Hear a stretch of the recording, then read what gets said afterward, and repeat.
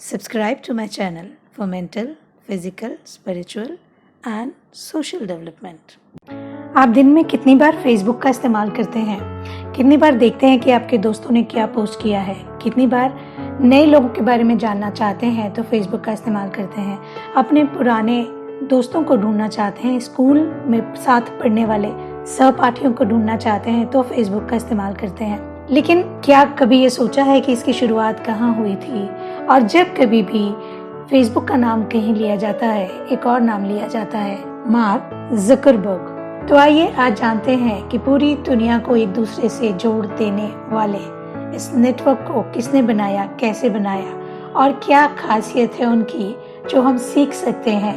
क्या ऐसा है जिसमें से थोड़ा भी हमने सीख लिया तो हम भी अपनी जिंदगी में थोड़ा सा कमाल कर पाएंगे।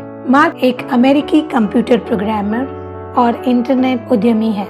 मार्क फेसबुक के को-फाउंडर और सीईओ हैं। वर्ष 2020 में फोर्ब्स के अनुसार उनकी निजी संपत्ति $77.8 बिलियन है। मार्क ज़करबर्ग का जन्म 14 मई 1984 को न्यूयॉर्क शहर में हुआ था।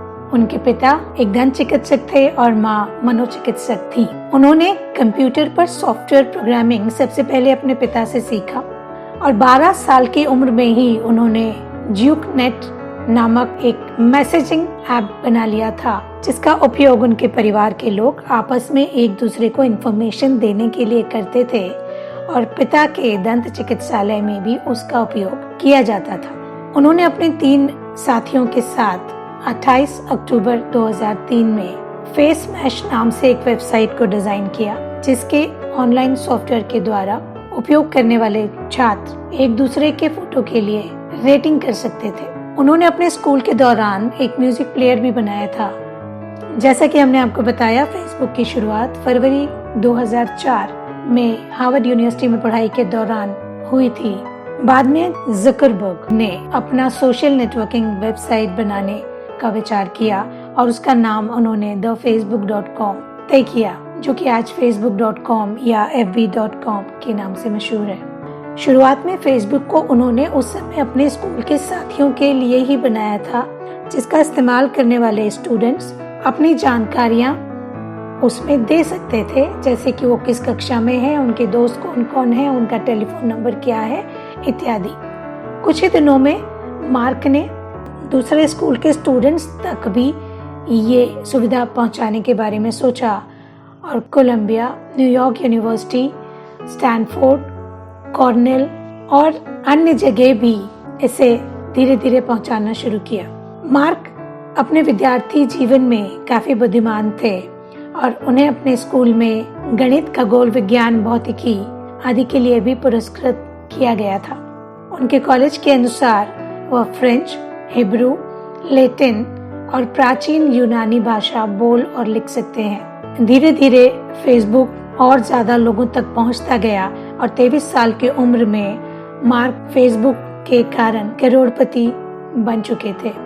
अक्टूबर 2006 में जैसे ही फेसबुक 50 करोड़ लोगों तक पहुंचा, याहू ने फेसबुक को $1 अरब में खरीदने का प्रस्ताव दिया, लेकिन मार्क ने इसे मना कर दिया। 2006 में मार्क कैलिफोर्निया चले आए और उन्होंने एक छोटा सा घर लीज पर लिया और उसी घर में अपना एक छोटा सा ऑफिस शुरू किया। 24 मई 2007 को उन्होंने फेसबुक प्लेटफॉर्म की घोषणा दुनिया भर में की और इससे करीबन 8 लाख से भी ज्यादा डेवलपर फेसबुक से जुड़ गए और बहुत सारी थर्ड पार्टी कंपनियां भी फेसबुक से जुड़ने लगी।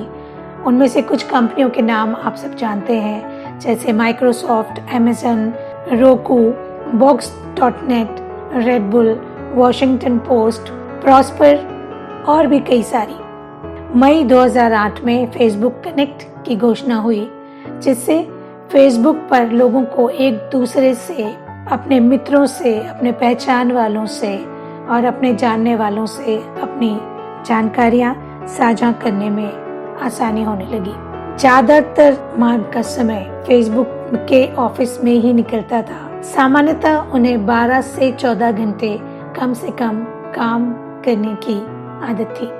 मार्क का कहना था यदि आप किसी भी चीज को सही से जोड़ना चाहते हैं या ठीक करना चाहते हैं और उसके लिए यदि आपको उसे पहले से तोड़ना पड़े या अलग अलग करना पड़े तो वो ठीक है। 2010 में वैनिटी फेयर मैगजीन में सूचना युग के सबसे प्रभावशाली लोगों में उन्हें प्रथम स्थान पर जगह मिली। उसी वर्ष न्यू स्टेट्समैन ब्रिटिश राजनीतिक और सांस्कृतिक पत्रिका ने उन्हें मुख्य 50 प्रभावशाली लोगों की लिस्ट में रखा। 2012 में फेसबुक ने $1 मिलियन में इंस्टाग्राम को भी खरीद लिया। 2013 में मार्क ने इंटरनेट की दुनिया में एक और नया प्रोजेक्ट लॉन्च किया, internet.org। 2014 में अपनी कंपनी के मुख्यालय में एक प्रश्न उत्तर सत्र में लोगों का जवाब देते हुए कहा, फेसबुक से लोग अपनों से और अपने समाज से व नई जानकारियों के साथ जुड़े रहते हैं। और 2014 में ही फेसबुक ने दुनिया की सबसे पॉपुलर चैटिंग ऐप व्हाट्सएप को $20 मिलियन में खरीद लिया। जानने वाली बात यह भी है कि जब उनकी कंपनी में बहुत सारे मुश्किलों का दौर चल रहा था, तभी उन्होंने हार नहीं मानी और अपनी कंपनी को याहू को बेचने से मना कर दिया। और उनकी 12 से 14 घंटे काम करने की आदत ने उन्हें यहाँ आज इस मुकाम तक पहुँचा दिया है। यदि आप कुछ समझना चाहते हैं तो इतना समझिए, मुश्किल कुछ भी नहीं है अगर ठान लीजिए। तो आज आप क्या ठानना चाहेंगे, क्या शुरू करना चाहेंगे? क्या ऐसा है जो छूट गया है जिसे पाना अभी बाकी है? तो आइए शुरू करते हैं अपनी यात्रा उस लक्ष्य को पाने की जो आपके मन में अभी तक है लेकिन मिला नहीं है।